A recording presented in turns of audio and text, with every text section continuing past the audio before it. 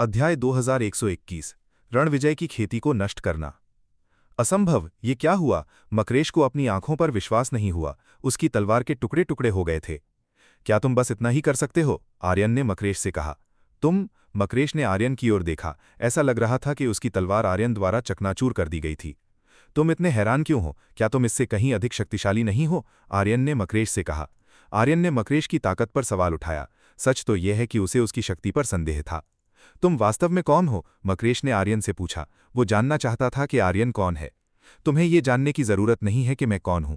चलो इसे जल्दी खत्म करते हैं, आर्यन ने मकरेश से कहा। आर्यन सीधे उस पर टूट पड़ा। उसने सीधे मकरेश पर हमला किया और उसके हाथ पैर तोड़ दिए। कड़क टूटने की तेज आवाज गूंजी। मकरेश को पता भी नहीं चला कि आर्यन ने उस पर कब हमला किया। आह!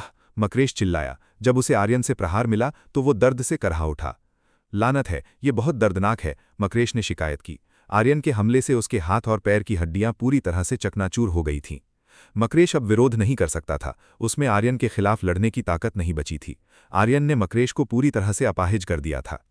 ठीक है, अब तुम्हारी बारी है, आर्यन ने कहा कि अब रणविजय की बारी है। रणविजय काफी डरा हुआ था। जब उसने आर्यन को इतनी आसानी से मकरेश को हराते देखा तो वो सहम गया।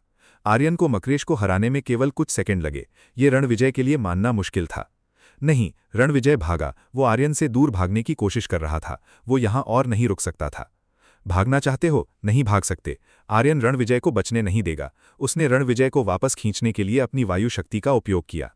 नहीं, मैं नहीं चाहता, मुझे जल्दी जाने दो। रणविजय ने आर्यन के चंगुल से भागने की कोशिश की। वो आर्यन की दुष्ट पकड़ से बचना चाहता था। आर्यन रणविजय को भागने नहीं देगा। वो इस व्यक्ति को पछतावे का स्वाद चखाएगा।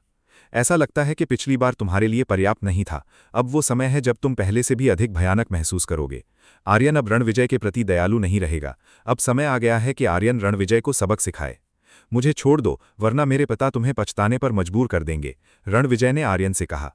क्या तुम्हें लगता है कि मैं डरता हूं? मैं तुम्हारी बातों से नहीं डरता। तुम जैसे अपराधी को उचित सबक मिलना ही चाहिए, आर्यन ने कहा। आर्यन ने रणविजय के मेरिडियन को नष्ट करना शुरू किया। वो अब इस लड़के को दोबारा मुसीबत खड़ी करने लायक नहीं छोड़ेगा। आर्यन काफी क्रूर था। वो रणविजय से तंग आ गया था, जो हमेशा परेशानी की तलाश में रहता था और उसे मारना चाहता था। आह! रणविजय को दौरे पड़ने लगे। जब उसे आर्यन से सजा मिली तो उसका शरीर कांपने लगा। बाहर वालों की नज़र में आर्यन ने केवल रणविजय का गला घोटा था, लेकिन वास्तव में उसने रणविजय को कठोर दंड दिया था। काम खत्म करने के बाद आर्यन ने सीधे रणविजय को फेंक दिया। उसने उसे दूर उछाल दिया। रणविजय बेहोश होकर तड़प रहा था। आर्यन ने जो किया उससे वो काफी घायल दिख रहा था। समय बर्बाद हो रहा है, चलो चलें, आर्यन ने रीना, सोनम और नैना से कहा। आर्यन उन तीनों को इस जगह से दूर ले गया। रणविजय ने आर्यन का काफी समय बर्बाद किया था। इससे निश्चित रूप से आर्यन खुश नहीं था। जब कोई उसे काम के दौरान परेशान करता था तो आर्यन अप्रसन्न हो जाता था। सोनम ने तालियां बजाईं। वो आर्यन के किए गए काम से मंत्रमुग्ध थी। आर्यन ने जो किया वो सोनम के लिए बहुत बड़ी बात थी। आर्यन, रीना, सोनम और नैना हवाई अड्डे से निकल गए। वे अपने मामलों को सुलझाने के लिए जिन्स ग्रुप की ओर बढ़े। चूंकि जिन्स ग्रुप अभी काफी प्रसिद्ध था, इसलिए आर्यन को उन्हें आसानी से ढूंढ लेना चाहिए था। देखते हैं कि हम उनसे बात कर सकते हैं या नहीं। आर्यन जानना चाहता था कि वे जिन्स ग्रुप से बात कर पाएंगे या नहीं। मुझे उम्मीद है कि ये सुचारू रूप से चलेगा, वरना हमारे लिए लड़ना असंभव नहीं है। पृथ्वी अब खेती करने वालों की जगह है। यहाँ सब कुछ आमतौर पर ताकत से हल किया जाता है, रीना ने आर्यन से कहा। उम्मीद है कि वे हमारी बात सुनेंगे, तब हमें बहुत ज्यादा परेशान नहीं होना पड़ेगा, नैना ने रीना से कहा। तुम दोनों बहुत ज्यादा ध्यान आकर्षित मत करना और अपनी शक्ति का बहुत अधिक उपयोग मत करना। अगर दुश्मन पास में हुआ तो वे तुम्हें ढूंढ सकते हैं और इस जगह को अराजकता में डाल सकते हैं। मैं अपने मामलों में पृथ्वी को बहुत ज्यादा शामिल नहीं करना चाहता, आर्यन ने रीना और नैना से कहा। हम समझते हैं, हम खुद पर नियंत्रण रखने की कोशिश करेंगे, रीना और नैना समझ गईं। वे खुद को रोकने की कोशिश करेंगी। बहुत अच्छे, चलो चलें, आर्यन खुश था। रीना और नैना ने उसकी बात अच्छी तरह सुनी। वे चारों जिन्स ग्रुप की ओर बढ़े। ये उन बड़े निगमों में से एक था जिसकी स्थापना कई बड़े परिवारों ने मिलकर की थी। इसका मतलब था कि ये किसी एक व्यक्ति का नहीं था। तुम्हें क्या चाहिए? जब आर्यन अंदर जाने वाला था तो उसे सुरक्षा गार्ड ने रोक लिया। मुझे तुम्हारे बॉस से बात करनी है, आर्यन ने सुरक्षा गार्ड से कहा। क्या आपके पास अपॉइंटमेंट है? वरना मैं आप लोगों को अंदर नहीं जाने दूंगा। सुरक्षा गार्डों ने आर्यन को अंदर जाने से मना कर दिया। वे अजनबियों को अंदर आने नहीं देंगे। ये बहुत कष्टदायक है। ये स्थिति थोड़ी परेशानी वाली थी। शायद उन्हें छुपकर अंदर जाना चाहिए। ठीक है, हम जाएंगे, आर्यन ने सुरक्षा गार्ड से कहा। आर्यन ने सोनम और रीना को चलने को कहा। तुम क्यों जा रहे हो? रीना ने आर्यन से पूछा। उसने पूछा कि आर्यन क्यों जा रहा था। अगर हम हंगामा करेंगे तो परेशानी होगी, इसलिए बेहतर है कि हम छुपकर अंदर जाएं, आर्यन ने रीना से कहा। उसने घोषणा की कि वे छुपकर अंदर जाएंगे। रीना, मैं सोनम को तुम्हारे भरोसे छोड़ता हूं, आर्यन ने रीना से कहा। उसने रीना को सोनम का ख्याल रखने को कहा। नैना, तुम मेरे साथ छुपकर अंदर चलो, आर्यन ने नैना से कहा। ठीक है, रीना और नैना ने सिर हिलाया। उन दोनों ने काम बांट लिए। आर्यन और नैना अंदर जाएंगे, इस बीच रीना सोनम की देखभाल करेगी और उसे इस जगह के आसपास घुमाएगी। आर्यन और नैना ने और समय बर्बाद नहीं किया, दोनों सीधे अंदर चले गए। उन्होंने प्रवेश करने के लिए खिड़की का उपयोग किया। वे अरे का उपयोग करते हैं घुसपैठियों को रोकने के लिए, नैना ने आर्यन से कहा। उसने आर्यन को बताया कि जिन्स ग्रुप के पास दूसरों को प्रवेश करने से रोकने के लिए एक अरे है। इससे निपटना बहुत आसान है, हम में से कोई भी पकड़ा नहीं जाएगा, आर्यन ने नैना से कहा। आर्यन के लिए ये सिर्फ बच्चों के खिलौने जैसा था, इसलिए वो इसे आसानी से पार कर सकता था। आर्यन को हैक करने के लिए केवल कुछ सेकंड की आवश्यकता थी। उसने इस अरे को अपना बना लिया और इसके कार्य को बदल दिया। पति, आप वास्तव में महान हैं, नैना ने आर्यन से कहा। उसने देखा कि आर्यन वास्तव में अनुपम था। है, बहुत बहुत धन्यवाद, चलो अंदर चलते हैं, मैं अब और समय बर्बाद नहीं करना चाहता, आर्यन ने नैना से कहा। आर्यन और नैना इमारत में दाखिल हुए और तुरंत सब कुछ मैनेज करने वाले सीईओ को खोजने के लिए चल पड़े। सीईओ का कमरा सबसे ऊपर होना चाहिए। उन्हें इस जगह के प्रभारी सीईओ को आसानी से ढूंढ लेना चाहिए। अध्याय 2122-2022 जिन्स ग्रुप का सीईओ नैना को डिनर पर ले जाना चाहता है। आर्यन और नैना ने सीईओ के कमरे की तलाशी ली। उन्हें सीईओ का कमरा जल्दी ढूंढना था। पति, ये वही जगह लग रही है, नैना ने आर्यन से कहा। उसने बताया कि यही सीईओ का कमरा है। ठीक है, यही वो जगह है, मैं देखता हूं कि अंदर कौन है। आर्यन देखना चाहता था कि अंदर कौन है। वो अंदर के लोगों के बारे में बहुत उत्सुक था। अंदर आर्यन ने कई लोगों को देखा। वहां 3 महिलाएं और एक पुरुष था। ये तीनों महिलाएं एक पुरुष की सेवा कर रही थीं। जल्दी अपना काम खत्म करो, मुझे जल्द ही एक महत्वपूर्ण मेहमान से मिलना है, उसके बाद हम होटल में जारी रख सकते हैं, इस आदमी ने अपने नीचे की महिलाओं से कहा। उसने अपने अधीन महिलाओं को अपना काम खत्म करने के लिए कहा। 3 कामुक महिलाएं अपना काम खत्म करने लगीं। वे कुर्सी पर बैठे आदमी को विशेष सेवा दे रही थीं। ऐसा लगता है कि ये वास्तव में वही जगह है, मेरे पास कुछ दिलचस्प है, आर्यन ने नैना से कहा। तुम्हारा क्या मतलब है? नैना को समझ नहीं आया। उसे समझ नहीं आया कि आर्यन ने क्या कहा। तुम जल्द ही समझ जाओगी कि मैं क्या कह रहा हूं, तुम बस यहीं इंतजार करो, आर्यन ने कहा कि नैना तुरंत समझ जाएगी कि वो क्या कह रहा है। आर्यन ने अपना सेलफोन निकाला। आर्यन को अपना सेलफोन इस्तेमाल किए हुए बहुत लंबा समय हो गया था। ठीक है, रिकॉर्ड करने का समय आ गया है। आर्यन अंदर गया। उसने अंदर जो आदमी कर रहा था उसे रिकॉर्ड करना शुरू कर दिया। आर्यन कहीं दिखाई नहीं दे रहा था, इसलिए अंदर के आदमी ने आर्यन की मौजूदगी को नहीं देखा। आर्यन इसका इस्तेमाल धमकियां देने के लिए कर सकता था। इस तरह वो बहुत आसानी से वो हासिल कर पाएगा जो वो चाहता था। वे चारों कुछ मिनट तक खेलते रहे। संतुष्ट होने के बाद इस आदमी ने सभी महिलाओं को इस जगह से जाने का आदेश दिया। उसकी अभी भी एक महत्वपूर्ण मेहमान के साथ मुलाकात थी, अन्यथा वो शायद उन कामुक महिलाओं के साथ खेलना जारी रखता जिन्हें उसने बुलाया था। आर्यन को वो मिल चुका था जिसकी उसे तलाश थी। उसे बस नैना के साथ अंदर जाना था और मामला सुलझाना था। आर्यन अंदर चला गया। वो सीधे सीईओ के कमरे में दाखिल हुआ। तुम कौन हो? सीईओ ने आर्यन से पूछा। वो जानना चाहता था कि अभी अभी प्रवेश करने वाला युवक कौन है। मुझे तुमसे काम है, आर्यन ने सीईओ से कहा। उसने उसे बताया कि उसे तुरंत कुछ बात करनी है। किस तरह का काम है? सीईओ ने आर्यन से पूछा। वो जानना चाहता था कि उसे किस तरह का काम चाहिए। मैंने सुना है कि आपकी कंपनी इस शहर के सभी निजी विमानों को किराए पर लेती है।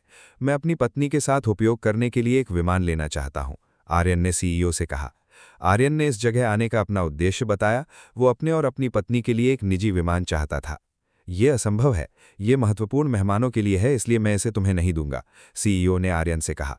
उसने आर्यन को बताया कि सभी विमानों का उपयोग महत्वपूर्ण मेहमानों के लिए किया जाएगा। मुझे लंबा इंतजार करना पसंद नहीं है, इसलिए बस मुझे एक दे दो, आर्यन ने जिन्स ग्रुप के सीईओ से कहा। यह असंभव है, तुम्हें मुझसे कुछ नहीं मिलेगा, जिन्स ग्रुप के सीईओ ने कहा। हमें इसकी बहुत ज़रूरत है, बेहतर होगा कि आप इसे हमें दे दें, हम अधिक कीमत चुकाएंगे, नैना ने आर्यन को बोलने में मदद की। उन्हें सोनम के लिए एक विमान प्राप्त करना ही था। मैंने तुमसे कहा ना, सीईओ बोलते बोलते रुक गया। अपने सामने खड़ी महिला को देखकर उसकी बोलती बंद हो गई। क्या यह कोई देवी है? मैंने इसे पहले कभी क्यों नहीं देखा? नैना आसमान से उतरी किसी देवी की तरह थी। उसकी सुंदरता बहुत ही ग्लैमरस और आकर्षक थी। अहम, सुंदर महिला, आपने शुरू में ऐसा क्यों नहीं कहा? अगर आप होती तो शायद मैं इस पर विचार करता, सीईओ ने नैना से कहा। यह सीईओ नैना के प्रति बहुत ही मिलनसार था, जबकि वो आर्यन के प्रति काफी असभ्य था। उसका व्यवहार स्पष्ट रूप से पूरी तरह से अलग था। क्या ऐसा है? तो बस मुझे कीमत बताओ, मैं तुम्हें आगे बढ़ने में मदद करूंगी, नैना ने सीईओ से कहा। इसके बारे में क्या ख्याल है? अगर तुम मेरे साथ डिनर करना चाहती हो तो मैं तुम्हें ये मुफ्त में दे दूंगा।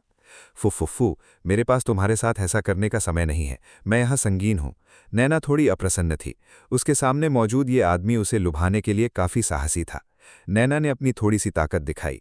एक फूल की पंखुड़ी सीईओ की ओर बढ़ी, पंखुड़ी सीईओ के पास से गुजरी और सीईओ के चेहरे पर एक निशान छोड़ गई।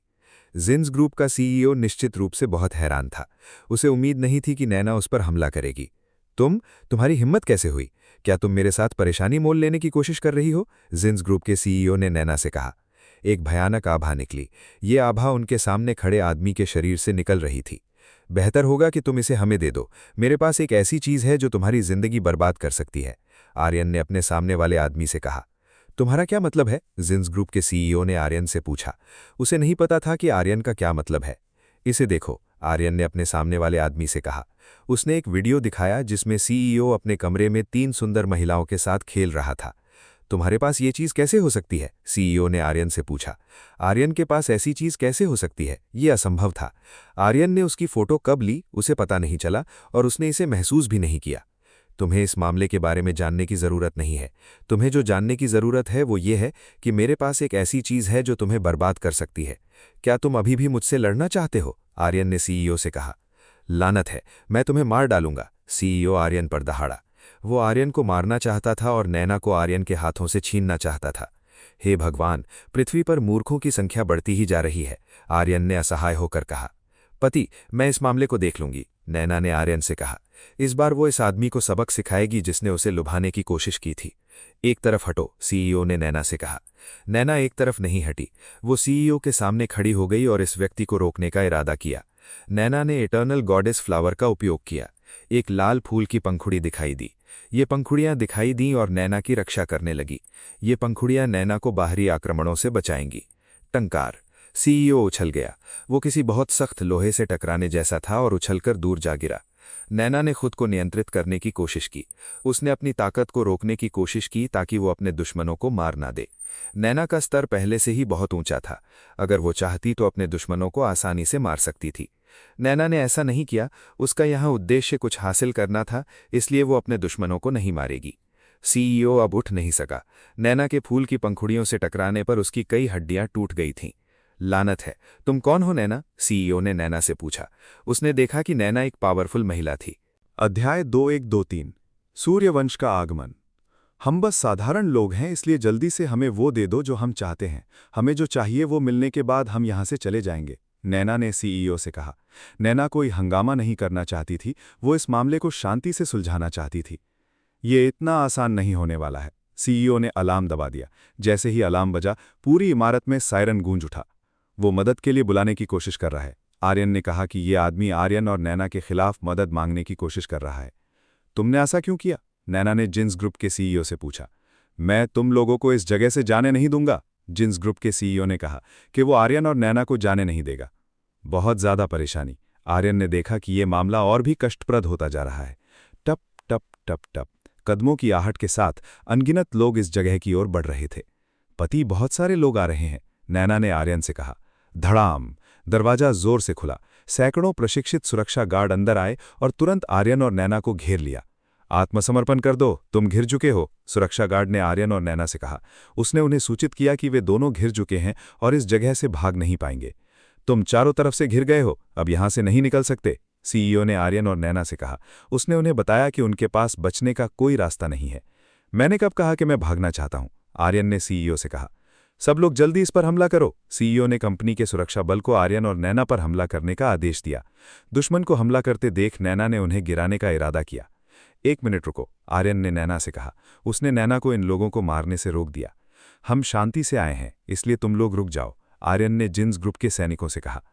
तो फिर तुमने सीईओ का ये हाल क्यों किया? कंपनी के सुरक्षा प्रमुख ने आर्यन से पूछा। हमने कुछ नहीं किया, वो खुद ही पंगु हो गया। जो हुआ उसके लिए हमें दोष ना दें, आर्यन ने सुरक्षा प्रमुख से कहा। उसने बताया कि ये मामला खुद सीईओ ने शुरू किया था। झूठा, वे परेशानी खड़ी कर रहे हैं। देखो उन्होंने मेरा क्या हाल कर दिया है। जल्दी करो और अभी इनसे निपटो, सीईओ ने कंपनी के सैनिकों से कहा। उसने आदेश दिया कि आर्यन और नैना को तुरंत गिरफ्तार किया जाए। ये सुनकर कंपनी के सैनिक तुरंत आगे बढ़े। वे आर्यन और नैना को गिरफ्तार करने के लिए लपके। ऐसा लगता है कि उनके साथ लड़ने के अलावा कोई और विकल्प नहीं है। आर्यन ने नैना से कहा। तो क्या मैं इन्हें नीचे गिरा सकती हूँ? नैना ने आर्यन से पूछा। बिल्कुल, चलो शुरू करते हैं। आर्यन ने नैना के साथ मिलकर दुश्मन को धूल चटाने की तैयारी की। आर्यन ने अपनी आभा का उपयोग किया। अपनी आभा के इस्तेमाल से आर्यन अपने सामने मौजूद सभी दुश्मनों को बहुत आसानी से गिराने में सफल रहा। नैना ने भी अपनी शक्ति का उपयोग किया। वो भी अपने सामने मौजूद सभी दुश्मनों को हराने में सक्षम थी। उसे अपने दुश्मनों को गिराने के लिए केवल एक फूल की पंखुड़ी का उपयोग करने की आवश्यकता थी। बूम! महज कुछ ही सेकंड में कंपनी के सैनिकों को आर्यन और नैना ने हरा दिया। दोनों ने ये काम बहुत तेजी से और सफाई से किया। असंभव! सीईओ को अपनी आंखों पर विश्वास नहीं हुआ। वो ये देखकर दंग रह गया कि आर्यन और नैना ने इतनी आसानी से उसके प्रशिक्षित सैनिकों को हरा दिया। बहुत शक्तिशाली। वे आखिर हैं कौन? सीईओ सोचने लगा कि आर्यन और नैना वास्तव में कौन थे और वे इतनी आसानी से उसकी प्रशिक्षित सेना के खिलाफ कैसे जीत गए। चलो इसे जल्द से जल्द खत्म करते हैं। क्या तुम हमें विमान देने जा रहे हो या नहीं, वरना तुम्हारी प्रतिष्ठा बर्बाद हो सकती है, आर्यन ने सीईओ से कहा। सीईओ उलझन में था। वो एक बहुत ही कठिन विकल्प के सामने था। इस जगह पर क्या हो रहा है? इतना शोर क्यों है? एक बूढ़ा आदमी प्रकट हुआ। इस बूढ़े आदमी के साथ कई अंगरक्षक थे। नैना पीछे मुड़ी। वो इस आवाज से पहले से ही परिचित थी। उसे पता था कि कौन आया है। वो व्यक्ति सूर्यवंश था, जो जिन्स ग्रुप के साथ व्यापार पर चर्चा करने आया था। जनरल सूर्यवंश, आप आ गए। मुझे क्षमा करें, मैं इन दो लोगों के कारण मुसीबत में हूं, इसलिए मैं आपका स्वागत और व्यापार पर चर्चा नहीं कर सका। मैं उम्मीद करता हूं कि आप मुझे इस मुसीबत से बाहर निकलने में मदद करेंगे। सीईओ ने सूर्यवंश जैसे शक्तिशाली व्यक्ति को देखकर उनसे मदद मांगने का फैसला किया। दादाजी! नैना दौड़कर सूर्यवंश की ओर गई। ओह नैना, तुम वापस आ गई हो। तुमने मुझे बताया क्यों नहीं? सूर्यवंश को उम्मीद नहीं थी कि नैना वापस आएगी। मैं वापस आई हूं क्योंकि मुझे कुछ काम है। आर्यन भी मेरे साथ यहाँ है, नैना ने सूर्यवंश से कहा। नैना ने सब कुछ समझाया कि वो आर्यन के साथ यहाँ आई है। आर्यन, मैंने उसे बहुत समय से नहीं देखा है। सूर्यवंश ने आर्यन को ढूंढा और जल्दी ही उसे देख लिया। नमस्ते दादाजी, आर्यन ने सूर्यवंश को प्रणाम किया। उसे उम्मीद नहीं थी कि सूर्यवंश यहाँ दिखाई देंगे। हा, तुम वापस आ गए। क्या तुम्हारा काम पूरा हो गया? सूर्यवंश ने आर्यन से पूछा। अभी पूरी तरह नहीं, मैं कुछ करने के लिए वापस आया हूँ। काम होने के बाद शायद मैं फिर चला जाऊंगा, आर्यन ने सूर्यवंश से कहा। ये तो दुख की बात है, जबकि तुम्हें यहाँ कुछ समय रुकना चाहिए, सूर्यवंश ने आर्यन से कहा। स्थिति अच्छी नहीं है। मैं वर्तमान में बाहर शक्तिशाली शक्तियों के खिलाफ लड़ रहा हूं। अगर मैं यहां रुका तो इस जगह के लिए परेशानी खड़ी हो जाएगी, आर्यन ने जवाब दिया। पृथ्वी अभी अभी एक बड़ी आपदा से उभरी थी, इसलिए आर्यन कोई और मुसीबत नहीं पैदा करना चाहता था जिससे ये जगह तबाह हो जाए। क्या इस बात की बात है? ये अजीब नहीं है कि तुम इतने व्यस्त हो। मुझे उम्मीद है कि तुम जीतोगे, सूर्यवंश ने आर्यन से कहा। सूर्यवंश ने आशा व्यक्त की कि आर्यन जीतकर वापस आए। वो नहीं चाहते थे कि युद्ध के मैदान में आर्यन को कुछ होने पर नैना दुखी हो। मैं सावधान रहूंगा, आर्यन ने सूर्यवंश से कहा। आर्यन और सूर्यवंश बहुत सहजता से बातें करने लगे और एक दूसरे के काफी करीब लग रहे थे। अध्याय 2124। सीईओ पागलपन कर रहा है। जिन्स ग्रुप का सीईओ ये देखकर चौंक गया। उसे उम्मीद नहीं थी कि आर्यन सूर्यवंश को जानता होगा। सीईओ ने इसके बारे में कभी कल्पना भी नहीं की थी। लानत है, वो सूर्यवंश को जानता है। ये मेरे लिए खतरनाक है। सीईओ ने खुद को खतरे में महसूस किया। उसे लगा कि वो बड़ी मुसीबत में है। अगर सूर्यवंश आर्यन को जानते थे तो इसका मतलब ये था कि इस व्यक्ति की पृष्ठभूमि बहुत बड़ी थी। मुझे इस बारे में पहले क्यों नहीं पता था? सीईओ ने हल्की आवाज में खुद को कोसते हुए कहा।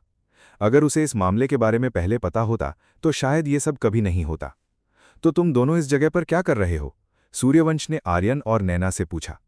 हम एक निजी विमान लेना चाहते थे, लेकिन ऐसा लगता है कि ये व्यक्ति मुझे विमान नहीं देना चाहता। नैना ने उन्हें बताया कि वो क्या कर रहे थे। क्या ऐसा है? सूर्यवंश ने सीईओ की ओर देखा। वो सीईओ को असंतुष्ट नजरों से देख रहे थे। उसने नैना को लुभाने की भी कोशिश की और बुरा काम करना चाहता था। चूंकि सूर्यवंश यहां थे, इसलिए आर्यन इस सीईओ को पछताने पर मजबूर कर देगा। काफी साहसी भी है। मैं सोच रहा हूं कि मेरी पोती के साथ ऐसा करने की हिम्मत तुम्हें किसने दी? सूर्यवंश गुस्से में लग रहे थे। इस बात का पता चलने पर वे चिढ़ गए थे। जनरल सूर्यवंश, कृपया मुझे क्षमा करें। मुझे नहीं पता था कि वो आपकी पोती है। सीईओ ने माफी मांगी। उसने नैना के साथ जो हुआ उसके लिए माफी मांगी। अभी जो हुआ वो एक दुर्घटना थी। वो नहीं जानता था कि ये सुंदर महिला सूर्यवंश की पोती थी। ये कोई अजीब बात नहीं थी कि वो एक देवी की तरह दिखती थी, लेकिन वो एक शक्तिशाली पृष्ठभूमि वाले लोगों में से एक थी। अब जब तुम जान गए हो कि मैं कौन हूं, तो क्या तुम फिर से वही बातें कहने की हिम्मत करते हो? नैना ने अपने सामने खड़े आदमी से कहा। मैडम, मुझसे पहले गलती हुई थी, इसलिए कृपया मुझे क्षमा करें। सीईओ ने कहा कि वो अपनी सभी गलतियों के लिए माफ़ी मांगता है। मैं तुम्हें माफ़ नहीं करूंगा। मैं तुरंत सेना और शहर के सभी दवा दुकानों के साथ सारा सहयोग रद्द कर दूंगा। सूर्यवंश इस मामले को ऐसे ही नहीं जाने देंगे। वे जिन्स ग्रुप को अपनी मर्जी से काम नहीं करने देंगे और न ही ऐसा कुछ दोबारा होने देंगे। वे अपनी ताकत का इस्तेमाल धमकी देने के लिए करते थे, इसलिए सूर्यवंश को ये बात पसंद नहीं आई। जिन्स ग्रुप केवल एक नई ताकत थी। हालांकि वे तेजी से बढ़ रहे थे, लेकिन सच्चाई ये थी कि उनके पास अभी भी पर्याप्त मजबूत नींव नहीं थी, इसलिए उन्हें नष्ट करना आसान होगा। जब तक सूर्यवंश सारा सहयोग रद्द कर देंगे, जिन्स ग्रुप धीरे धीरे बिखर जाएगा। रुको, ऐसा मत करो, मैं बहुत बड़ी मुसीबत में पड़ जाऊंगा, सीईओ ने सूर्यवंश से कहा। अगर सूर्यवंश ने ऐसा किया तो उसे उन बड़े परिवारों से परेशानी होगी जिन्होंने इस संस्था में निवेश किया था। मुझे उसकी परवाह नहीं है, वो तुम्हारी समस्या है, मेरी नहीं, सूर्यवंश ने सीईओ से कहा। क्या तुम्हें विमान की जरूरत नहीं है? तो मैं तुम्हें एक उधार दूंगा। मैं एयरलाइन से कहूंगा कि तुम दोनों के लिए एक विमान का इंतजाम करे। ऐसा लगता है कि तुम दोनों एक अच्छी छुट्टी मनाना चाहते हो और अपने समय का आनंद लेना चाहते हो, सूर्यवंश ने आर्यन और नैना से कहा। आपका बहुत बहुत धन्यवाद दादाजी, आपने मेरी बहुत बड़ी मदद की है, नैना ने सूर्यवंश से कहा।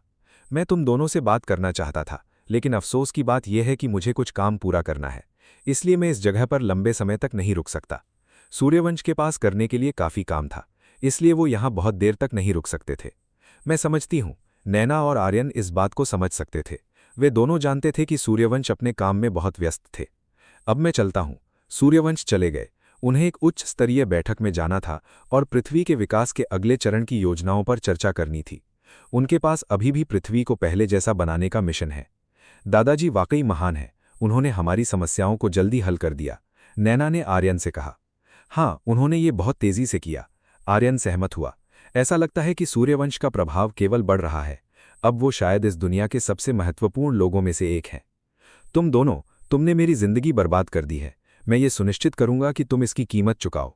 सीईओ आग बबूला था। वो आर्यन और नैना पर बहुत क्रोधित था, क्योंकि आर्यन और नैना के कारण सीईओ अपना सब कुछ खो देगा। वो शायद एक आवारा बन सकता है या गुलाम बन सकता है। बड़ा परिवार निश्चित रूप से उसे ऐसे ही नहीं जाने देगा। ये तुम्हारी अपनी गलती है। मैं व्यापार करने की कोशिश कर रहा था। कौन अहंकारी होना चाहता था और हमारे खिलाफ जाना चाहता था? अगली बार डींग मारने से पहले दूसरों की सुनो, आर्यन ने अपने पीछे खड़े आदमी से कहा।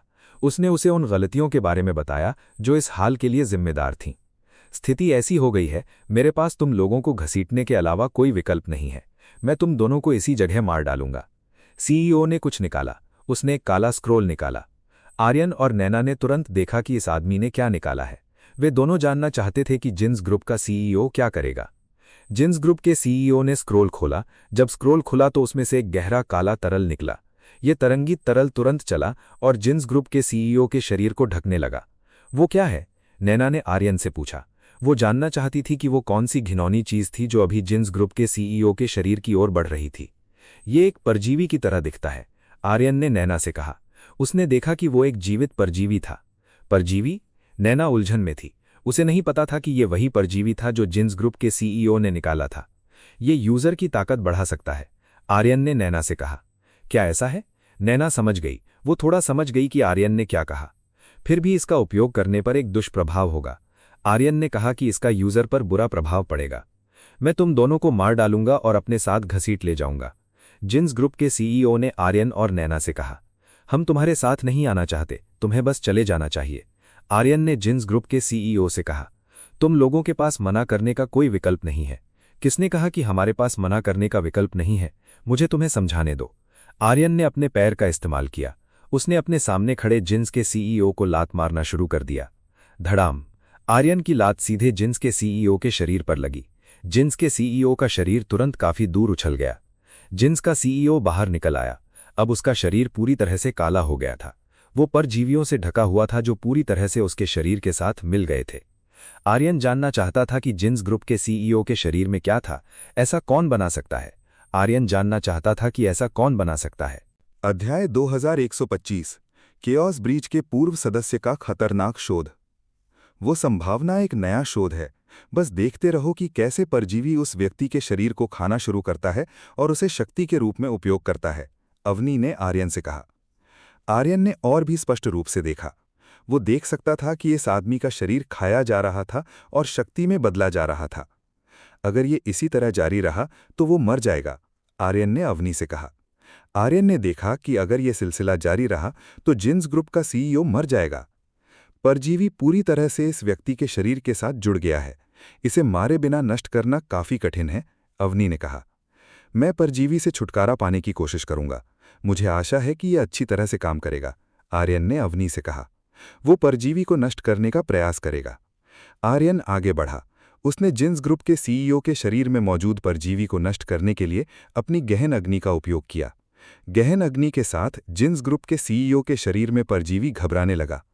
गा परजीवी ने आर्यन के हमले का सामना करने के लिए एक मजबूत बचाव करना शुरू कर दिया। लानत है, मैं तुम्हें मार डालूंगा। भले ही उसका शरीर पूरी तरह से परजीवी के कब्जे में था, फिर भी जिन्स ग्रुप का सीईओ आर्यन से बात कर पा रहा था और अपने शरीर को सामान्य रूप से नियंत्रित कर रहा था। इसमें अभी भी चेतना है, ये काफी दिलचस्प है। मुझे लगा था कि उसका पूरा शरीर कब्जे में ले लिया गया है। आर्यन को काफी दिलचस्पी हुई। उसे लगा था कि सीईओ का शरीर पूरी तरह से नियंत्रित किया जाएगा, लेकिन वास्तव में ऐसा नहीं था और वो अभी भी आर्यन पर हमले कर सकता था। इसे महसूस करो, ज्वाला कुल्हाड़ी प्रहार। सीईओ ने आर्यन पर हमला किया। उसने आर्यन को हराने के लिए अपने अग्नि कुल्हाड़ी हमले का उपयोग किया। आर्यन ने एक उंगली का उपयोग किया। उसने अपनी ओर निर्देशित हमले का विरोध किया। केवल एक उंगली का उपयोग करके आर्यन सीईओ द्वारा किए गए हमले को आसानी से रोक सकता था। इसके हमले भी मजबूत हो गए। ऐसा लग रहा था कि परजीवी केवल कुछ समय के लिए किसी की ताकत बढ़ाता है। आर्यन को अब उस परजीवी की शक्ति का पता चल गया था, जिसका उपयोग सीईओ ने किया था। परजीवी उपयोगकर्ता की ताकत बढ़ा देगा। ये थोड़ा धोखा देने जैसा हो सकता है, लेकिन इसके लिए चुकाई जाने वाली कीमत बहुत बड़ी थी। इसे महसूस करो, सीईओ ने आर्यन पर अनगिनत हमले किए। वो स्पष्ट रूप से एक साधक था जो युद्ध में काफी सक्षम था। ये अफसोस की बात थी कि उनकी ताकत में अंतर बहुत अधिक था, इसलिए सीईओ के लिए आर्यन को हराना असंभव था। मैं अब और खेल नहीं सकता, मुझे तुरंत उस व्यक्ति के शरीर से परजीवी को निकालना होगा। आर्यन अब और समय बर्बाद नहीं कर सकता था। वो आगे बढ़ा और इस आदमी के शरीर से परजीवी को निकालने की कोशिश करने लगा। एक अत्यंत शक्तिशाली गहन अग्नि का उपयोग करते हुए आर्यन ने सीईओ के शरीर में मौजूद परजीवी को जलाना शुरू कर दिया। इसमें दर्द हो रहा है, सीईओ चिल्लाया। जब आर्यन ने उसके शरीर पर गर्म लपटों का उपयोग किया तो वो चीख उठा। सीईओ के शरीर में परजीवी ने तुरंत विद्रोह कर दिया। उसने भागने की कोशिश की। आर्यन द्वारा उपयोग की जा रही शक्ति बहुत मजबूत थी, इसलिए ये कोई अजीब बात नहीं थी कि ये परजीवी जल्दी ही नष्ट हो गया। महज 30 सेकंड में आर्यन ने सीईओ के शरीर से चिपके परजीवी को नष्ट कर दिया था। आर्यन ने सब कुछ सुलझा लिया। उसने सीईओ के शरीर की समस्याओं को हल कर दिया था। आर्यन द्वारा परजीवी को नष्ट करने के बाद सीईओ का वर्तमान शरीर सूखा हुआ दिख रहा था। वो एक लाश की तरह दिख रहा था। लानत है, सीईओ अभी भी आर्यन को कोस रहा था। वो अभी भी उस आर्यन को कोस रहा था जिसने उसे बचाने के लिए इतनी मेहनत की थी। ये भाग्य की बात है कि अभी समय था, वरना वो मर जाता। आर्यन के पास इस व्यक्ति की मदद करने का समय था। यदि आर्यन इस व्यक्ति को थोड़ी देर और रहने देता तो ये निश्चित था कि ये व्यक्ति मर जाता और इस दुनिया से गायब हो जाता। क्या हुआ? सूर्यवंश जो अभी नीचे आए थे, उन्होंने तुरंत आर्यन से पूछा। ऐसा लगता है कि उसने अपने शरीर पर परजीवी जैसी किसी चीज का उपयोग किया था। इसने उसके शरीर को सोख लिया और उसे ताकत दी। आर्यन ने सूर्यवंश को बताया कि उसे सीईओ के शरीर से क्या मिला था। मैं समझ गया, ऐसा लगता है कि ये किसी तरह का परजीवी है। मैंने कई जगहों पर इसके बारे में कई मामले सुने हैं। मुझे उम्मीद नहीं थी कि वो इस तरह की चीज का उपयोग करेगा, सूर्यवंश ने आर्यन से कहा। सूर्यवंश को इस मामले के बारे में कुछ रिपोर्टें मिली थीं। उन्हें परजीवी से ताकत बढ़ाने के बारे में जानकारी मिली थी। ये उपयोगकर्ता को भयानक शक्ति देता था, लेकिन दुष्परिणाम ये था कि उपयोगकर्ता इसे यूज करने के बाद मर जाता था। मैं सोच रहा हूं कि इस मामले के लिए जिम्मेदार कौन है, आर्यन ने सूर्यवंश से पूछा। पूरी संभावना थी कि सूर्यवंश जानते थे कि इसके पीछे कौन है। पूरी संभावना है कि ये केओस ब्रीच के पूर्व सदस्यों में से एक का काम है। वो एक पागल वैज्ञानिक था और वर्तमान में विभिन्न चीजें विकसित कर रहा है जिससे दुनिया में अराजकता फैल रही है। मैं उसे पकड़ने के मिशन पर हूं, सूर्यवंश ने आर्यन को बताया। क्या ऐसी बात है? मैं मदद करना चाहता हूं, लेकिन अभी मुझे कुछ काम है। जब मेरा काम पूरा हो जाएगा तो मैं इस मामले की जांच में मदद करूंगा, आर्यन ने सूर्यवंश से कहा। आपका बहुत बहुत धन्यवाद, सूर्यवंश ने धन्यवाद दिया। जब तक आर्यन हस्तक्षेप करेगा तब तक सब कुछ ठीक होना चाहिए। पति, क्या आप ठीक हैं? नैना नीचे आई और आर्यन से पूछा। मैं ठीक हूं, तुम कैसी हो? क्या तुम भी ठीक हो? आर्यन ने नैना से पूछा। मैं ठीक हूं, नैना ने कहा कि वो भी ठीक है। दादाजी, मैं इस व्यक्ति का मामला आप पर छोड़ता हूं। बेहतर होगा कि आप इस कंपनी की जांच करें, वे इस मामले में शामिल हो सकते हैं। आर्यन ने सूर्यवंश को जिन्स ग्रुप की जांच करने को कहा। वे काफी संदिग्ध लग रहे थे। इस घटना के बाद मैं ऐसा ही करूंगा। वे इस मामले से बच नहीं पाएंगे। आखिर उन्हें जो हुआ उसकी जिम्मेदारी लेनी होगी। सूर्यवंश ने आर्यन से कहा, मेरे साथ आओ, पहले यहां के मामले को सुलझाते हैं। हम बैठक स्थगित करते हैं। सूर्यवंश ने अपने आदमियों से कहा। उन्होंने उन्हें भेजने के लिए कहा और इस घटना की जांच करने को कहा। वे जिन्स ग्रुप की जांच करने का मौका नहीं छोड़ सकते थे। तैयार है, अंगरक्षक तुरंत चले गए। उन्होंने इस जगह की समस्याओं को संभालने में सहायता के लिए मदद बुलाई। चलो, नैना ने आर्यन को आमंत्रित किया। इस जगह के मामले उसके दादाजी संभाल सकते थे। आर्यन समझ गया। वो दोनों तुरंत उस जगह से निकल गए। वे दोनों रीना और सोनम से मिलने गए। कैसा, क्या तुम लोग सफल हुए? रीना ने आर्यन और नैना से पूछा। बिल्कुल, हम सफल हुए। आर्यन ने रीना को बताया कि वे विमान पाने में कामयाब हुए, हालांकि उन्हें अपनी चीज पाने के लिए थोड़ा लड़ना पड़ा। बहुत अच्छा, फिर हमें बस फ्लाइट अटेंडेंट के कपड़ों की तलाश करनी होगी, रीना ने आर्यन से कहा। अभी उन्हें केवल फ्लाइट अटेंडेंट के कपड़े ढूंढने की जरूरत है। अध्याय 2126। नैना, रीना और सोनम फ्लाइट अटेंडेंट की पोशाक में। सही कहा पति, चलिए खरीदारी करने चलते हैं। हमने बहुत समय से खरीदारी नहीं की है, नैना ने आर्यन से कहा। नैना ने काफी समय से शॉपिंग नहीं की थी। वो आर्यन के साथ मिलकर खरीदारी करना चाहती थी। ठीक है, लेकिन कृपया थोड़ा जल्दी करना, आर्यन ने नैना और रीना से कहा। उन्हें तेज होना होगा। अब चलिए भी, आर्यन को नैना ने खींच लिया। वहीं रीना अपने साथ सोनम को ले आई। वे तीनों कपड़ों की सबसे अच्छी दुकान पर गए। वे इस शहर की सबसे बेहतरीन कपड़ों की दुकान में पहुंचे। दुकानों की संख्या अभी भी बहुत अधिक नहीं थी, इसलिए उन्हें इस जगह के आसपास सबसे अच्छी दुकान आसानी से मिल गई। रीना और नैना तुरंत चली गईं। वे दोनों सीधे अपने लिए कपड़े चुनने लगीं। कपड़ों की बहुत सी नई शैलियां थीं जिन्होंने उन दोनों को आकर्षित किया, इसलिए इसमें कोई आश्चर्य की बात नहीं थी कि उन दोनों ने तुरंत अपने सामने मौजूद सबसे अच्छे कपड़े उठा लिए। क्या तुम लोगों ने ये नहीं कहा था कि हम केवल फ्लाइट अटेंडेंट की पोशाकें खरीदने जा रहे हैं? आर्यन ने नैना और रीना से पूछा। पति, हम इन्हें भी लेंगे, इसलिए थोड़ा इंतजार करें। बहन सोनम, हमारे साथ आओ, हम तुम्हारे लिए भी एक अच्छी पोशाक ढूंढेंगे, नैना ने सोनम से कहा। महिलाएं। आर्यन असहाय था। वो केवल हार मान सकता था और नैना, रीना और सोनम के कपड़े खरीदने का इंतजार कर सकता था। नैना और रीना ने बहुत सारे कपड़े पहनकर देखे। उन्होंने अपने लिए बहुत से सुंदर कपड़े आजमाए।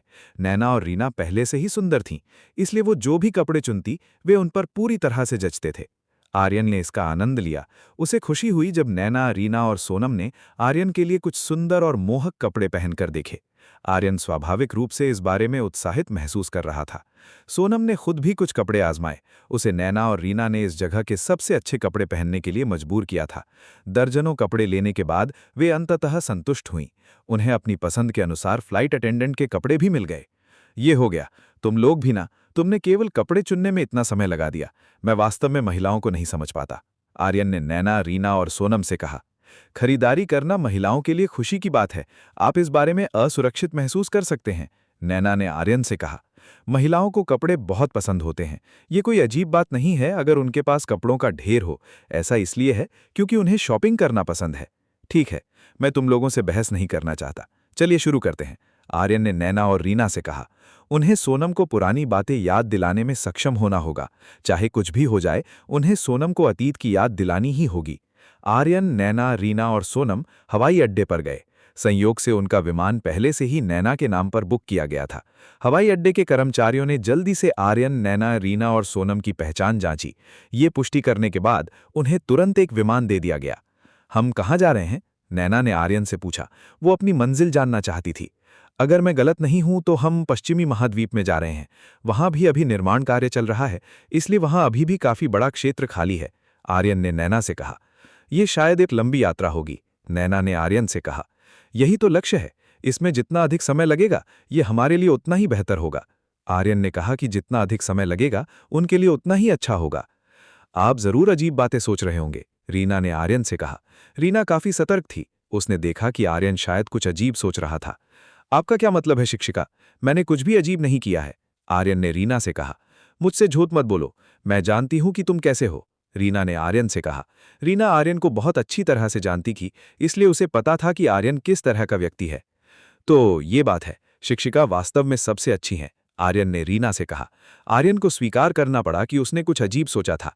जब उसने रीना को देखा जो फ्लाइट अटेंडेंट के कपड़े पहनने वाली थी, तो वो इस तरह की बात कैसे नहीं सोच सकता था।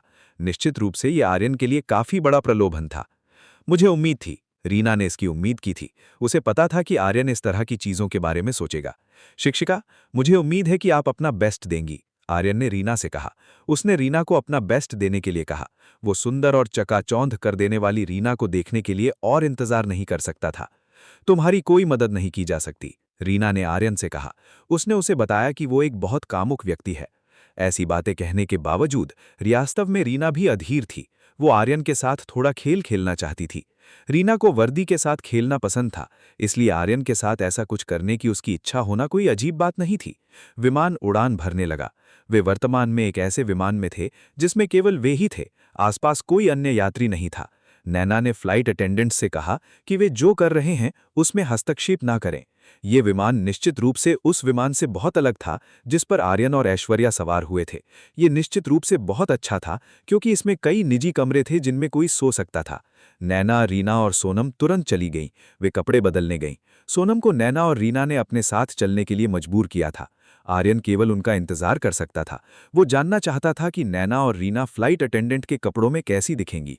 क्या वे बहुत मोहक होंगी या नहीं? जाने के कुछ मिनटों बाद नैना, रीना और सोनम आखिरकार वापस लौट आईं।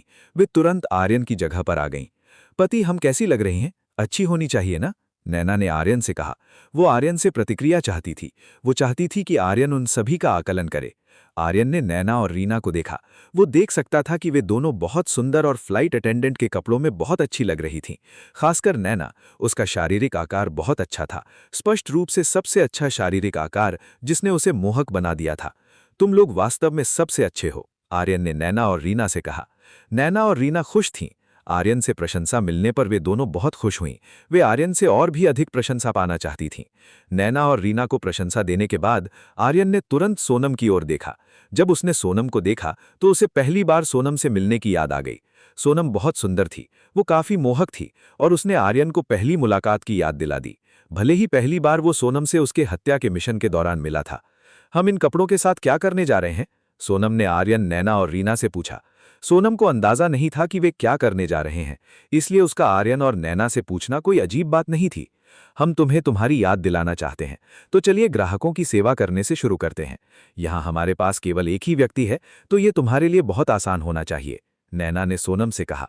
अध्याय 2127। आपको उसका पीछा करना होगा। ये उसे याद दिलाने का आपके लिए मौका है। क्या ये मेरा काम है? सोनम ने नैना से पूछा। सोनम ने पूछा कि क्या वो पहले इस जगह पर काम करती थीं? वास्तव में ऐसा नहीं है। अगर मुझे सही से याद है तो तुम पहले एक हत्यारी थी, नैना ने सोनम से कहा। नैना ने ये बात सोनम से नहीं छुपाई। वो चाहती थी कि सोनम खुद को याद करे। क्या ऐसा है? मुझे याद क्यों नहीं आ रहा? सोनम को उम्मीद नहीं थी कि वो ऐसा कोई काम करेगी। उसे इतने खतरनाक काम यानी हत्यारी होने की उम्मीद नहीं थी। तुम्हें इस तरह भ्रमित होने की जरूरत नहीं है। तुमने ये सब मजबूरी में किया था, इसलिए बहुत दुखी होने की जरूरत नहीं है, आर्यन ने सोनम को सांत्वना दी। वो नहीं चाहता था कि सोनम दुखी हो, क्योंकि उसे पता चल गया था कि अतीत में क्या हुआ था। सोनम को जो हुआ उसे स्वीकार करने में सक्षम होना चाहिए। उसने वो काम केवल उन लोगों को खोजने के लिए किया था जिन्होंने उसके परिवार की हत्या की थी, इसलिए ये पूरी तरह से सोनम की गलती नहीं थी। मैं समझ गई, सोनम समझ गई। उसने वास्तव में आर्यन की बात सुनी। उसे आर्यन की बातों पर पूरा भरोसा था। उसे नहीं लगा कि आर्यन झूठ बोल रहा है। अच्छा, तो चलिए शुरू करते हैं। पति की सेवा करो, नाटक करो कि वो एक यात्री है, नैना ने सोनम से कहा। नैना ने सोनम को आगे धकेला। उसने सोनम को आर्यन की सेवा करने के लिए कहा। सोनम आगे बढ़ी। उसने वैसा ही किया जैसा नैना ने कहा था। सोनम को नैना ने बहुत सी चीजें सिखाईं जिससे वो जान सके कि आर्यन को सहज महसूस करने के लिए क्या करना चाहिए। भाग्य से नैना जानती थी कि फ्लाइट अटेंडेंट क्या करती हैं, इसलिए वो बहुत मददगार साबित हुई।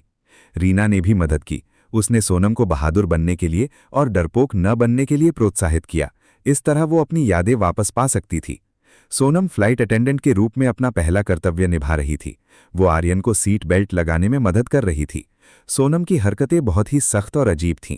ये शायद उसकी याददाश्त खो जाने के कारण था, जिससे आसान काम करते समय भी वो सहज महसूस कर रही थी। किस्मत से सोनम एक मेहनती कार्यकर्ता थी, इसलिए वो नई चीज़ें बहुत जल्दी सीख सकती थी। ये बहुत अच्छा है, तुम बहुत तेज़ी से सीखती हो। क्या तुम्हें कुछ याद आया? आर्यन ने सोनम से पूछा। सोनम ने अपना सिर हिलाया। उसे कुछ भी याद नहीं। अध्याय 2127।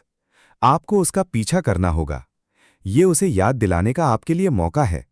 क्या ये मेरा काम है? सोनम ने नैना से पूछा। सोनम ने पूछा कि क्या वो पहले इस जगह पर काम करती थीं? वास्तव में ऐसा नहीं है। अगर मुझे सही से याद है तो तुम पहले एक हत्यारी थी, नैना ने सोनम से कहा। नैना ने ये बात सोनम से नहीं छुपाई। वो चाहती थी कि सोनम खुद को याद करे। क्या ऐसा है? मुझे याद क्यों नहीं आ रहा? सोनम को उम्मीद नहीं थी कि वो ऐसा कोई काम करेगी। उसे इतने खतरनाक काम यानी हत्यारी होने की उम्मीद नहीं थी। तुम्हें इस तरह भ्रमित होने की जरूरत नहीं है। तुमने ये सब मजबूरी में किया था, इसलिए बहुत दुखी होने की जरूरत नहीं है, आर्यन ने सोनम को सांत्वना दी। वो नहीं चाहता था कि सोनम दुखी हो, क्योंकि उसे पता चल गया था कि अतीत में क्या हुआ था। सोनम को जो हुआ उसे स्वीकार करने में सक्षम होना चाहिए। उसने वो काम केवल उन लोगों को खोजने के लिए किया था जिन्होंने उसके परिवार की हत्या की थी, इसलिए ये पूरी तरह से सोनम की गलती नहीं थी। मैं समझ गई। सोनम समझ गई। उसने वास्तव में आर्यन की बात सुनी। उसे आर्यन की बातों पर पूरा भरोसा था। उसे नहीं लगा कि आर्यन झूठ बोल रहा है। अच्छा, तो चलिए शुरू करते हैं। पति की सेवा करो, नाटक करो कि वो एक यात्री है, नैना ने सोनम से कहा। नैना ने सोनम को आगे धकेला। उसने सोनम को आर्यन की सेवा करने के लिए कहा। सोनम आगे बढ़ी। उसने वैसा ही किया जैसा नैना ने कहा था। सोनम को नैना ने बहुत सी चीजें सिखाईं, जिससे वो जान सके कि आर्यन को सहज महसूस करने के लिए क्या करना चाहिए। भाग्य से नैना जानती थी कि फ्लाइट अटेंडेंट क्या करती हैं, इसलिए वो बहुत मददगार साबित हुई। रीना ने भी मदद की। उसने सोनम को बहादुर बनने के लिए और डरपोक न बनने के लिए प्रोत्साहित किया।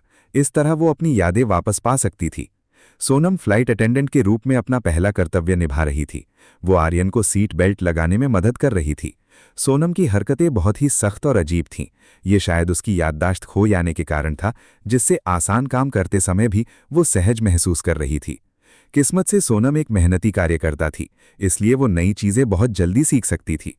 ये बहुत अच्छा है, तुम बहुत तेजी से सीखती हो। क्या तुम्हें कुछ याद आया? आर्यन ने सोनम से पूछा। सोनम ने अपना सिर हिलाया। उसे कुछ भी याद नहीं आया। फिर भी सोनम को लगा कि उसने ये कहीं न कहीं किया है, बस वो भूल गई थी कि वो कब था। कोई बात नहीं, हम इसे धीरे धीरे करेंगे, नैना ने सोनम से कहा। उनके पास अभी भी बहुत समय है, इसलिए वो इस मामले में जल्दबाजी नहीं करेंगे। मैं समझ गई। सोनम समझ गई। वो अपने अतीत को याद करने की कोशिश करेगी। नैना और रीना की सहायता से सोनम ने आर्यन की सेवा करना शुरू कर दिया। उन्होंने पूरे मन से आर्यन की सेवा की। सोनम को इसकी आदत हो रही थी। धीरे धीरे उसे याद आने लगा कि क्या हुआ था। उसे महसूस हुआ कि उसने आर्यन द्वारा बताई गई बातें कहीं न कहीं की हैं। ऐसा लगता है कि उसकी याददाश्त वापस आने लगी है। आर्यन ने देखा कि सोनम को पुरानी बातें याद आने लगी थीं। ओह, जब वे सोनम को अतीत याद दिलाने की कोशिश कर रहे थे तो उन्होंने देखा कि सोनम गिर गई थी। क्या हुआ? नैना और रीना ने सोनम से पूछा। वे जानना चाहती थी कि सोनम को क्या हुआ। मेरा सिर चकरा रहा है, सोनम ने नैना और रीना को बताया। उसने कहा कि उसका सिर भारी लग रहा है, जैसे अतीत के कुछ विचार उसके दिमाग से होकर गुजरे हों। क्या तुम ठीक हो? नैना ने सोनम से पूछा। मैं ठीक हूं, शुक्रिया बहन नैना, आप मेरी चिंता कर रही हैं, सोनम ने नैना से कहा। सोनम ने नैना को बहुत ही परिचित नाम बहन से पुकारना शुरू कर दिया था। तुमने क्या कहा? क्या तुम्हें याद आने लगा है? नैना ने सोनम से पूछा। उसने देखा कि सोनम उसे पहचानने लगी है। शायद ये थोड़ा उलझा हुआ है, सोनम ने कहा कि उसका दिमाग थोड़ा अस्त व्यस्त है। पति, ऐसा लगता है कि उसे याद आने लगा है, लेकिन इसके दुष्प्रभावों ने उसे चक्कर आने पर मजबूर कर दिया, नैना ने आर्यन से कहा। मुझे नहीं लगता कि हमें उसे बहुत अधिक मजबूर करना चाहिए। चलिए धीरे धीरे शुरू करते हैं, उसे कुछ देर आराम करने और शांत होने दें, आर्यन ने नैना से कहा। मैं इससे सहमत हूं। अगर हमने उसे याद करने के लिए मजबूर किया तो ये खतरनाक हो सकता है, रीना ने सभी से कहा। तो फिर तुम बस थोड़ी देर आराम करो, नैना ने सोनम से कहा। सोनम मान गई। वो तुरंत चली गई और कुछ देर आराम करने लगी। वो उस याद के बारे में सोचने लगी जो अभी अभी उसके दिमाग में आई थी। ऐसा लग रहा है कि ये काम कर रहा है, लेकिन ऐसा लगता है कि ये हमारे लिए काफी लंबा काम होगा, नैना ने आर्यन और रीना से कहा। तुम बिल्कुल सही कह रही हो, इसमें शायद लंबा समय लगेगा। क्या आपको उसे जल्दी याद दिलाने के लिए उसका पीछा नहीं करना चाहिए? रीना ने आर्यन से कहा। रीना ने आर्यन को सोनम का पीछा करने के लिए कहा। इस तरह शायद काम जल्दी हो जाए। तो तुम दोनों ने दूसरी योजना का उपयोग करने का निर्णय लिया है? अगर ऐसा है तो चलिए इसे करते हैं। आर्यन को शायद ये करना होगा। अब आर्यन सोनम का पीछा करने की कोशिश करेगा। क्या पता कि जब आर्यन सोनम का पीछा करेगा तो सोनम को कुछ याद आ जाए। फिर हम आपकी मदद करेंगे। रीना और नैना आर्यन की मदद करेंगी। वे दोनों आर्यन के लिए अवसर पैदा करेंगी जिससे आर्यन करीब जा सके और सोनम को पकड़ सके। सोनम आराम कर रही है। फिलहाल उन्होंने उसे आराम करने दिया। सोनम बहुत शांति से आराम कर रही थी। किसी ने उसे परेशान करने की हिम्मत नहीं की। वो काफी शांति से कुछ सपना देख रही थी। सोनम को एक बुरा सपना आया। उसने उस दिन को फिर से देखा जब उसका परिवार उसके साथ नहीं था। नहीं, ऐसा मत करो, सोनम चिल्लाई। अपना सपना देखकर वो चीख पड़ी। क्या बात है? आर्यन करीब आया। उसने सोनम से पूछा। ऐसा लग रहा था कि सोनम ने कोई बुरा सपना देखा है। मैंने एक भयानक चीज देखी, सोनम ने आर्यन को बताया। उसने बताया कि उसने अभी अभी एक अजीब चीज देखी है। क्या तुम ठीक हो? तुम मुझे बता सकती हो? आर्यन ने कहा। शायद वो उसकी मदद कर सके। नहीं, मैं इसे याद नहीं करना चाहती। मुझे ये पसंद नहीं है, सोनम ने आर्यन से कहा। वो आर्यन को नहीं बताना चाहती थी। ये कहा जा सकता है कि वो इसे याद नहीं करना चाहती थी। मेरी बात सुनो, अतीत पीड़ादायक हो सकता है, लेकिन तुम्हें उन्हें याद रखने की कोशिश करनी चाहिए। इस तरह वे तुम्हारे दिल में रहेंगे, आर्यन ने सोनम से कहा। आर्यन ने सोनम से अतीत को याद रखने के लिए कहा। कम से कम अतीत में सोनम का एक परिवार था जो उसके लिए बहुत कीमती था। शायद आपकी बात में कुछ सच्चाई है, सोनम समझ गई। ऐसा लगता है कि आर्यन की बात सही है। वो इस तरह नहीं रह सकती। उसे उन लोगों को याद रखना होगा जो अतीत में उससे प्यार करते थे। इस तरह उसके पास अतीत के लोगों की यादें बनी रहेंगी। तुम्हें किसी भी चीज की जरूरत हो तो बस मुझे बता दो, आर्यन ने सोनम से कहा। वो वैसा ही करेगा जैसा सोनम कहेगी। उसकी जरूरत नहीं है, सोनम ने आर्यन से कहा। उसे आर्यन की मदद की जरूरत नहीं थी। ऐसा मत करो, ये मेरे लिए अच्छा नहीं है, आर्यन ने सोनम से कहा। वो सोनम को सहज बनाना चाहता था। अध्याय 2128 सोनम की मालिश की। मैं ठीक हूं, इसलिए आपको चिंता करने की जरूरत नहीं है, सोनम ने आर्यन से कहा। वह ठीक थी। सोनम बहुत मासूम लग रही थी। ये निश्चित रूप से उस सोनम से अलग थी जिसे आर्यन जानता था। जिस सोनम को आर्यन जानता था वह निश्चित रूप से आर्यन को चिढ़ाने की कोशिश करती। वह अक्सर आर्यन को चिढ़ाती थी और शरारतें करती थी। आर्यन को सोनम को याद दिलाना था। इस तरह उसके लिए चीजें आसान हो सकती थीं। वह, क्या तुम थक गई हो? मैं तुम्हारी मदद कर सकता हूं, आर्यन ने सोनम से कहा। वह हल्की मालिश के साथ सोनम की मदद कर सकता था। आर्यन का कौशल अभी भी सबसे अच्छा था। निश्चित रूप से वह अभी भी सोनम को अपने कौशल से संतुष्ट कर सकता था। हाँ, सोनम ने आर्यन द्वारा दिए गए प्रस्ताव को स्वीकार कर लिया। इस प्रस्ताव को स्वीकार करने में उसका कोई नुकसान नहीं था। यह आर्यन के लिए एक बहुत अच्छा अवसर था। तो मेरे साथ आओ, आर्यन ने सोनम से कहा। उसने सोनम को अपने साथ आने के लिए कहा। सोनम समझ गई। वह आर्यन के साथ इस विमान के निजी कमरे, प्राइवेट रूम में गई। लेट जाओ, आर्यन ने सोनम से कहा। उसने सोनम को लेटने के लिए कहा। वह सोनम का उपचार शुरू करने वाला था। सोनम समझ गई। वह तुरंत आर्यन के कहे अनुसार लेट गई। ठीक है, मैं शुरू करता हूं, आर्यन ने सोनम से कहा। वह सोनम को सहज महसूस कराना शुरू करने वाला था। आर्यन ने अपना हाथ सोनम के शरीर की ओर बढ़ाया। जैसे ही आर्यन ने अपना हाथ सोनम के शरीर तक पहुंचाया, सोनम को तुरंत कुछ अजीब महसूस हुआ। नहीं, ये क्या है? सोनम को कुछ बहुत ही अजीब महसूस हुआ। वह महसूस कर सकती थी कि आर्यन उसे खुशी महसूस कराने के लिए अपनी तकनीक का उपयोग कर रहा था। आर्यन की उंगलियों का स्पर्श बहुत आरामदायक था। आर्यन का स्पर्श पाते ही सोनम के शरीर की हर मांसपेशी तुरंत ढीली पड़ गई। सोनम काफी समय से सो रही थी, इसलिए उसकी नसें थोड़ी कमजोर थीं। अगर सोनम के पास उच्च साधना नहीं होती तो उसे अपने शरीर का पुनर्विवाह करना पड़ता। उसका शरीर काफी तनाव में है, मैं इसे तुरंत ठीक कर दूंगा, आर्यन ने सोनम से कहा। वह सोनम के तनावपूर्ण शरीर को ठीक करने में उसकी मदद करेगा। आर्यन ने काफी जोर से दबाया।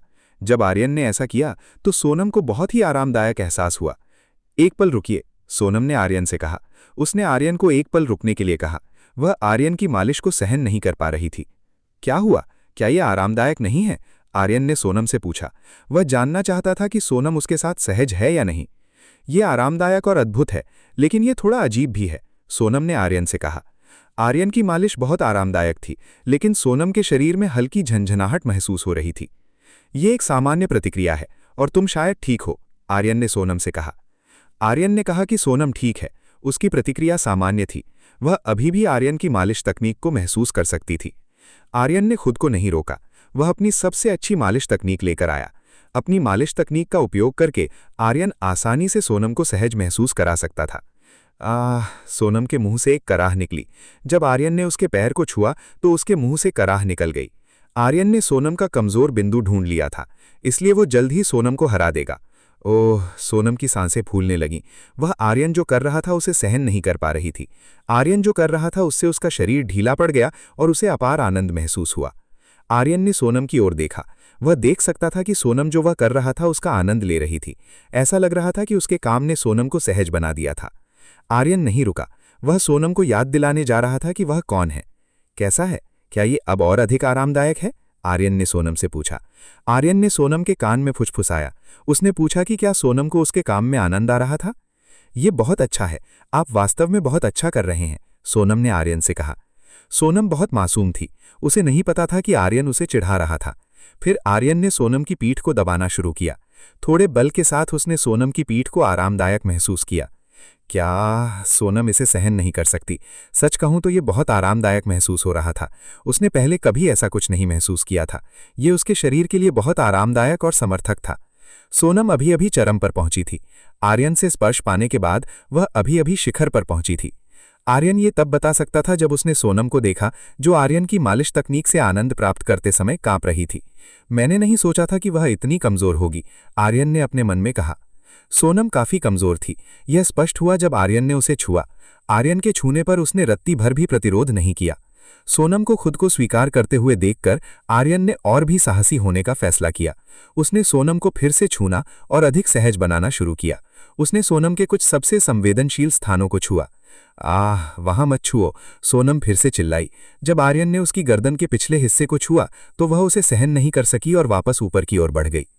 तुम्हें अब रुकने की जरूरत नहीं है, आर्यन ने सोनम से कहा। उसने सोनम से कहा कि वह अब खुद को ना रोके।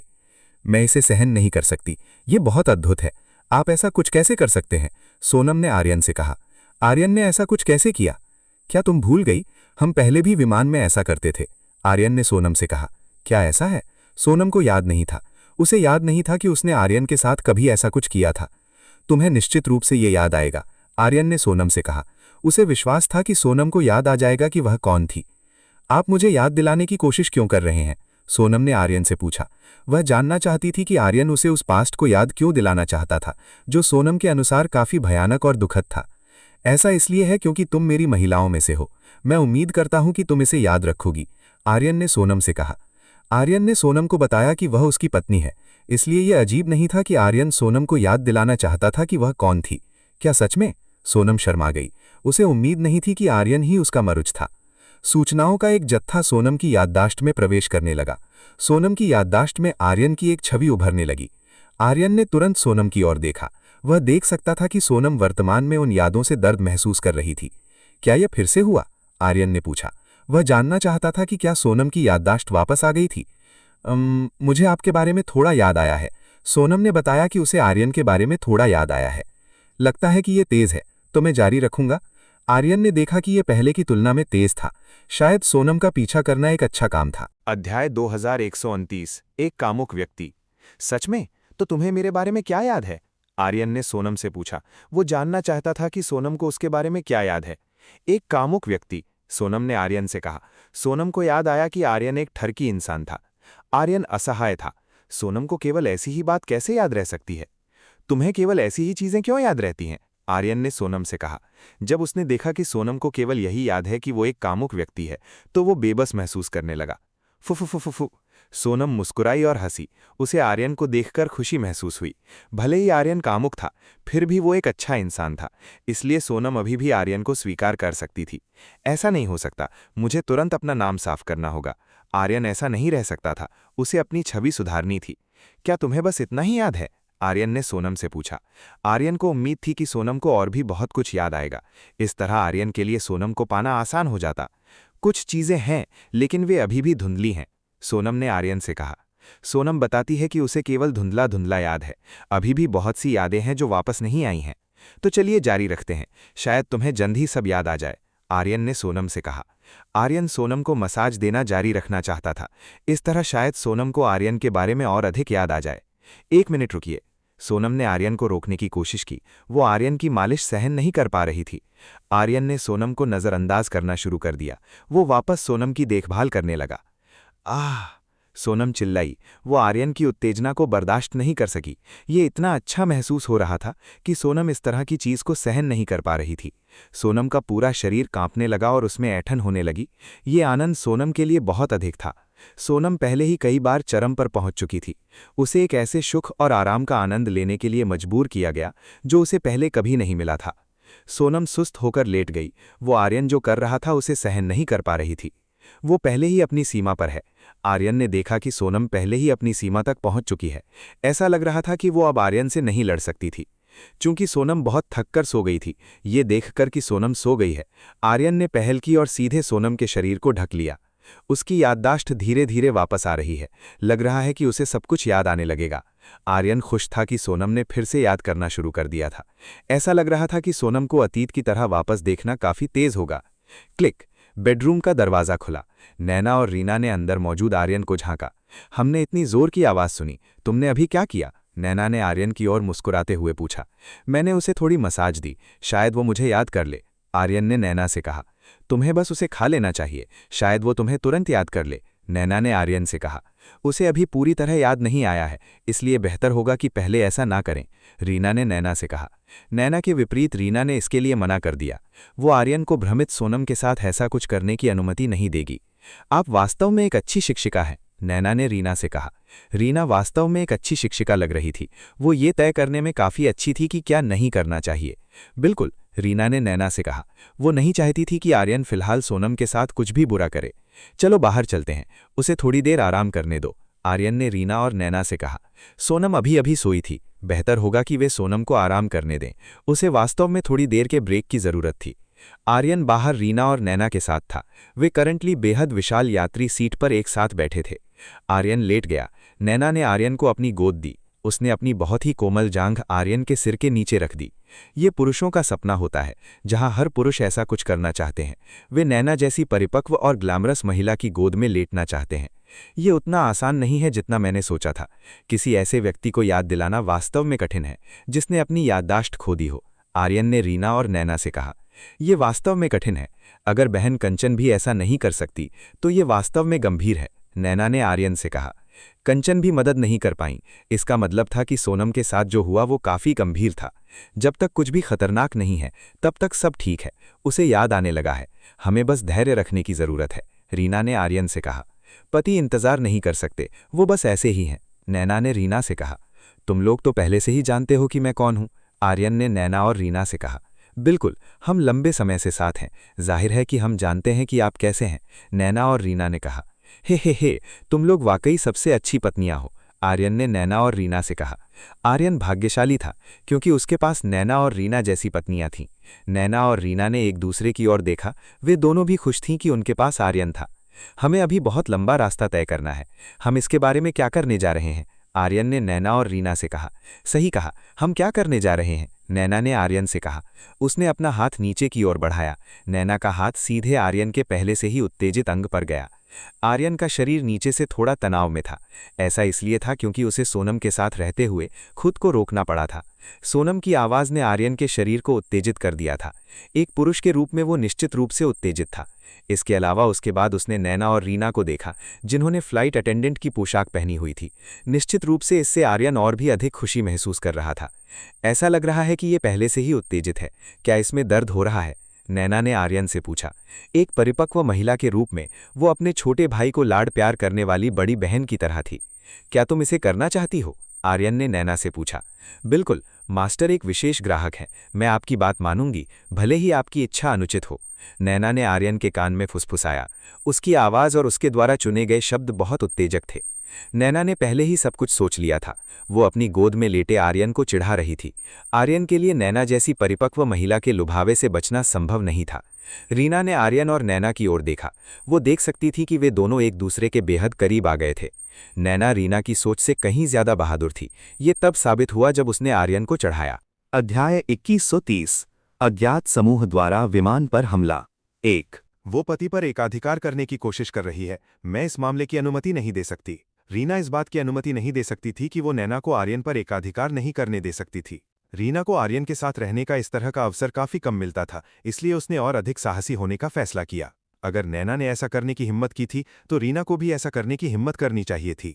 रीना करीब आई, वो खुद आर्यन के करीब आई और वो आर्यन के ऊपर बैठने लगी। आर्यन और नैना ये देखकर हैरान रह गए कि रीना क्या कर रही थी। शिक्षिका, प्रिय, आप क्या कर रही हैं? आर्यन ने रीना से पूछा। वो जानना चाहता था कि रीना क्या कर रही थी। क्या हुआ? क्या आपको अपनी शिक्षिका को अपनी मदद करते हुए देखना पसंद नहीं है? रीना ने आर्यन से पूछा। ऐसा लगता है कि आज आप अधिक साहसी हैं, आर्यन ने रीना से कहा। रीना सामान्य से अधिक साहसी थी। शायद नैना की वजह से ही रीना और अधिक साहसी बन गई थी। नैना, तुम बहुत अच्छा काम कर रही हो, आर्यन ने नैना से कहा। उसकी वजह से ही रीना में इतनी हिम्मत आई थी। पति, मुझे उम्मीद नहीं थी कि बहन रीना इतनी बहादुर होंगी। नैना को उम्मीद नहीं थी कि रीना इस तरह से इतनी बोल्ड हो जाएगी। कभी कभी वो ऐसी ही होती है, आर्यन ने नैना से कहा। आर्यन ने नैना को बताया कि रीना बहादुर है, बस कभी कभी उसे अपनी शिक्षिका वाली उच्च नैतिकता के कारण खुद को रोकना पड़ता है। क्या ऐसा है?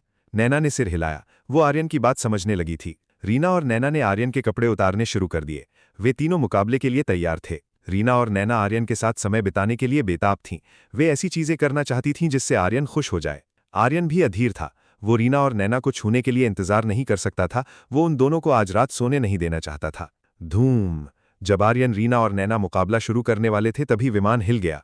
एक विस्फोट? आर्यन ने रीना और नैना से कहा। क्या हुआ? नैना जानना चाहती थी कि क्या हुआ और किसने उन पर हमला करने की हिम्मत की। रीना, तुम जाओ और सोनम की रक्षा करो। नैना, तुम देखो कि आगे क्या हाल है, मैं जाकर पता लगाता हूं कि क्या हुआ है, आर्यन ने रीना और नैना से कहा। आर्यन ने रीना और नैना को काम सौंप दिए। ठीक है। रीना और नैना आर्यन की बात मानकर तुरंत वहां से चली गईं।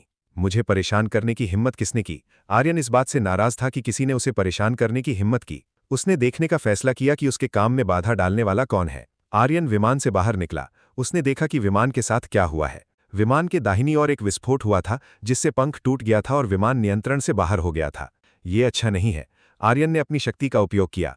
उसने सुनिश्चित किया कि विमान नियंत्रण न खो दे। हवा की शक्ति का उपयोग करते हुए आर्यन ने विमान को हवा में रहने में मदद की। ऐसा लग रहा है कि किसी ने हमला किया है।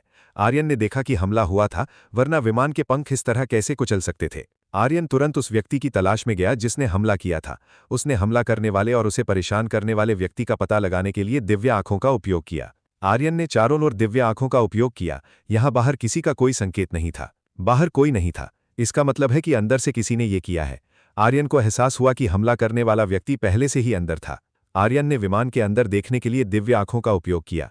अंदर उसने 5 लोगों को देखा जिनके पास खतरनाक तलवारें और हथियार थे। वे उच्च साधना वाले लोग थे। उनकी साधना औसत से ऊपर कही जा सकती है। कम से कम हर कोई प्राचीन योद्धा क्षेत्र के शुरुआती स्तर पर था। उनके पास पृथ्वी पर औसत साधक से ऊपर की शक्ति थी। उनके लक्ष्य क्या है? वे मुझ पर ऐसे ही हमला नहीं करेंगे। मैं उन्हें नहीं जानता। आर्यन इन लोगों को नहीं जानता था, इसलिए इन लोगों को आर्यन के विमान को हाईजैक करते देखना काफी अजीब था। 1 मिनट रुकिए, ये सूर्यवंश का विमान होना चाहिए। इसका मतलब है कि उनका लक्ष्य सूर्यवंश है। आर्यन को याद आया कि मूल रूप से ये सूर्यवंश का विमान था। इसका मतलब है कि वे सूर्यवंश को निशाना बना रहे हैं। क्या ऐसा है? अब मुझे समझ आया कि क्या हुआ। आर्यन को आखिरकार समझ आ गया कि उनका लक्ष्य शुरू से ही सूर्यवंश था। तुम लोगों ने मुझे परेशान करके गलती की है। मैं तुम्हें जाने नहीं दूंगा।